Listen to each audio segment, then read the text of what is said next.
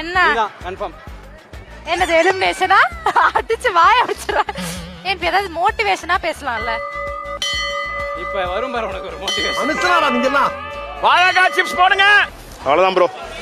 எனக்கு என் கண்ணுக்கு golden table தெரியுது. அதாவது வாய்க்கு வந்தபடி எல்லாம் பேசப்படாது. நம்மளுக்கு கோல்டன் டேபிள்ல வேண்டாம். நீங்க நார்மலா ஒர்க் பண்ணுங்க. ரெண்டுமே ஒரே மாதிரி தான் இருந்தது. நல்லாவே வரல.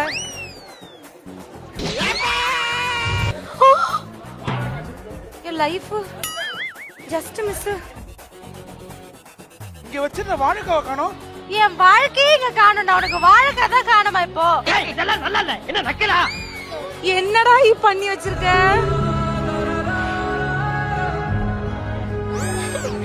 அட நாசமா போற எடுவட்ட வேலைகளா.